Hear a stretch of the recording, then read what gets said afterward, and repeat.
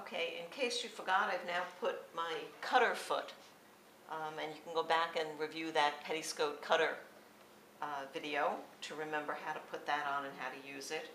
The main thing is to make sure that when you're on a zigzag stitch, on this machine it's about a number 3, that I clear the bar, because when the needle goes in on the right side of that bar is where the razor is that's going to cut my fabric at just the right edge of that zigzag stitch and make a very, very neat cut.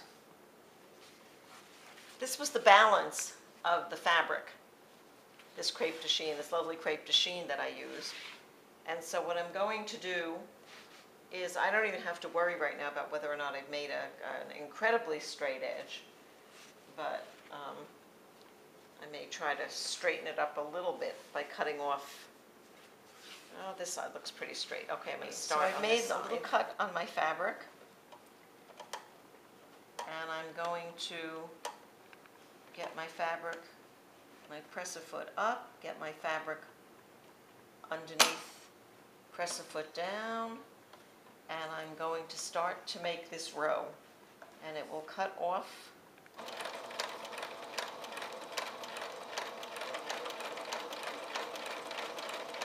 my ribbon as it sews.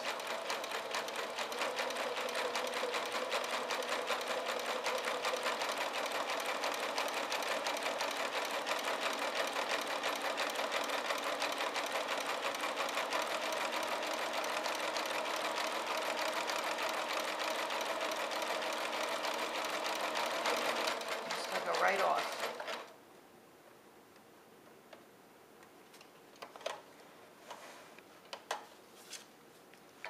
That's my waist fabric, and here I am with a lovely seamed cut edge.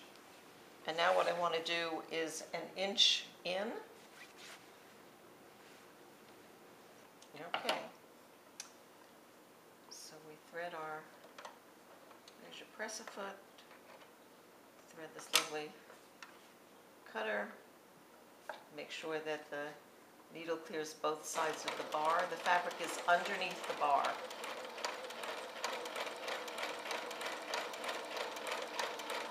And with a nice steady pace.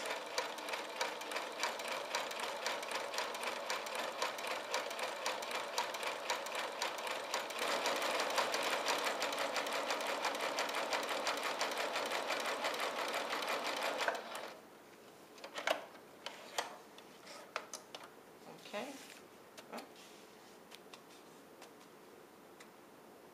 Nice edge. I'm going to go back down the other side and get another nice edge.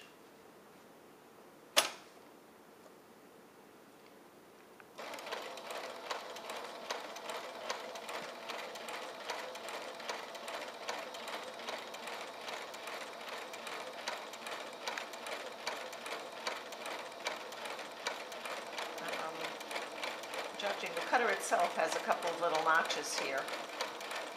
So at the moment I'm at that notch that is about the inch. Well, it's probably about 1/4 of an inch where it's cutting it.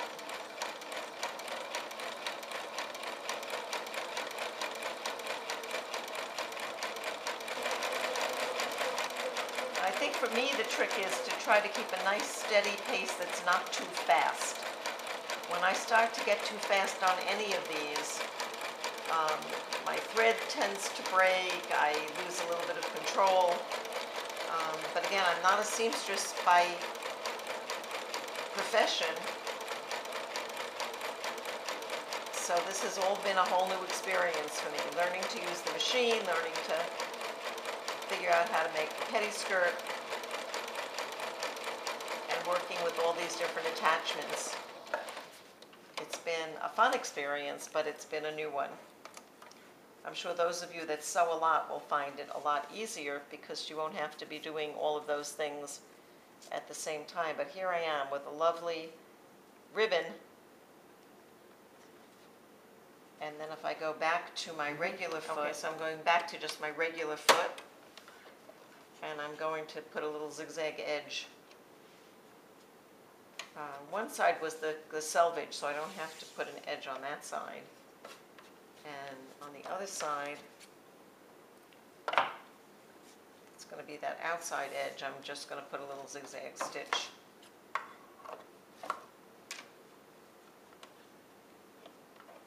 To make sure that it doesn't run and fray.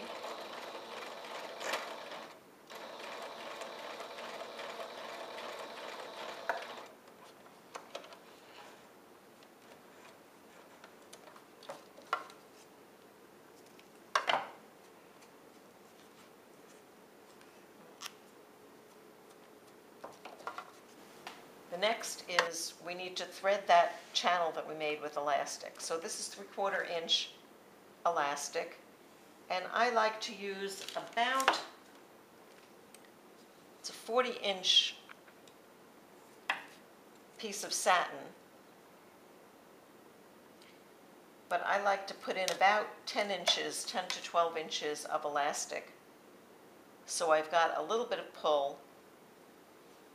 And then I attach the elastic to my ribbon and cut off the elastic. I'm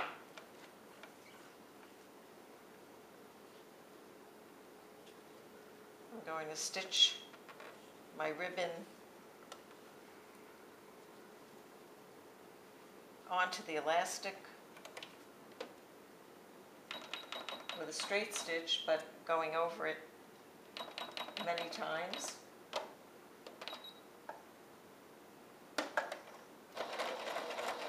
Just go back and forth on some different angles, try to keep it so it's not going to separate.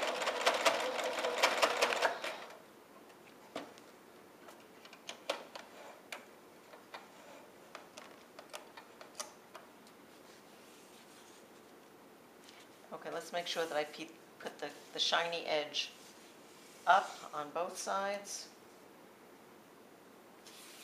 I can actually measure this and make sure I make it the same length.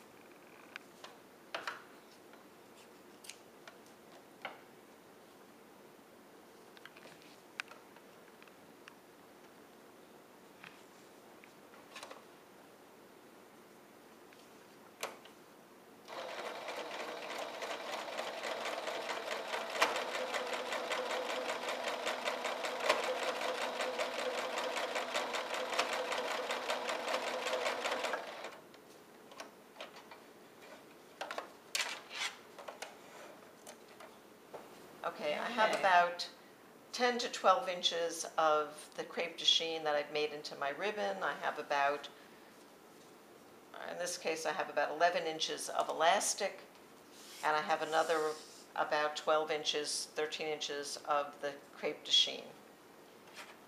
I'm going to stick a little safety pin into the crepe de chine so I have something strong and sturdy to thread it with. I'm going to find my channel, and I'm going to thread this piece all the way through, all the way around.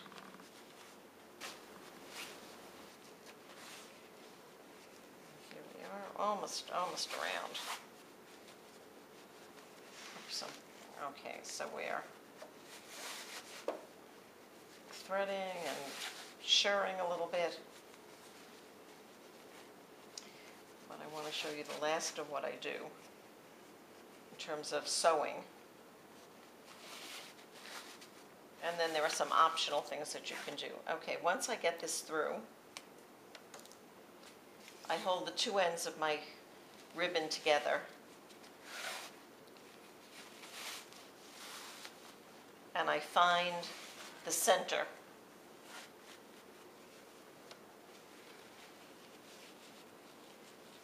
Because I like to secure the elastic so it doesn't pull out. So right at that center back, my ribbons are the same length. right at the center back, I actually make a couple of rows of stitches, just some straight stitches to keep the elastic from pulling out.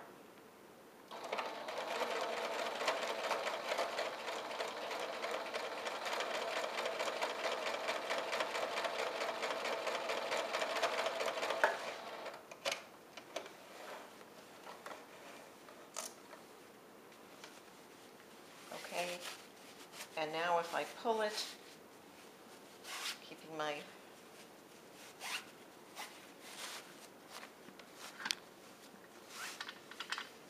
get this down to the size of the waist of the child.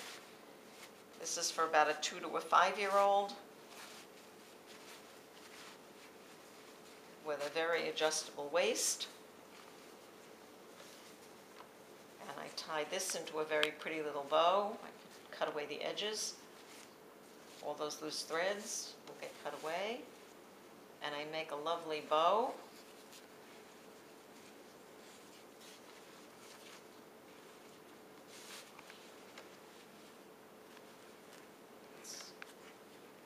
Threads so you can see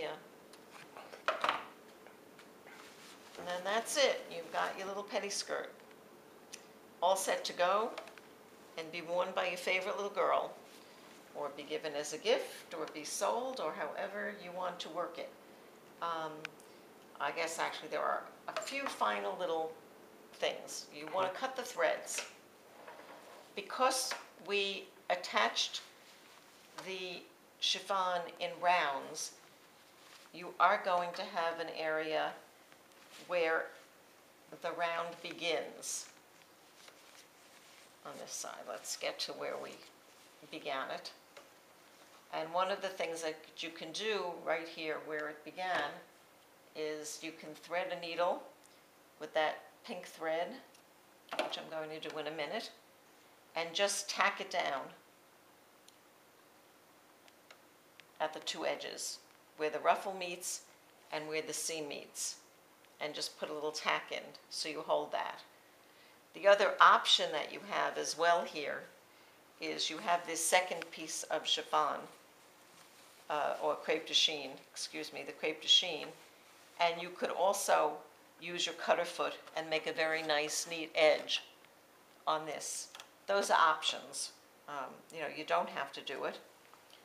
And I haven't tried it, as a matter of fact, but I believe after you have stitched the 2 layers of chiffon together, you can probably run the chiffon through the cutter as well, and you'll have a very neat edge. That edge doesn't particularly bother me. It's not a terribly visible edge, so it's not something that bothers me. You know, in terms of the finished garment, you know, I don't mind if that edge is a little more visible. Okay, so there we have the finished product. We have a lovely little pettiskirt. This one's in fuchsia and a pink. I've made them in blues with purple ruffles. In purple, this one has a 7-inch lower border. So this is for a slightly older child. And on this one, I didn't have my cutter foot, so I just attached some of the 5-inch chiffon to make the bow.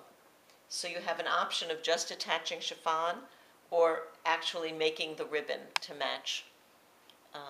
That cutter foot is really fun. I think it's a great tool. I'm liking that one. Okay, so I wish you fun and luck. And hopefully we'll be back with some other lovely hints and tricks for you to do. Compliments of AFC-Express. Bye.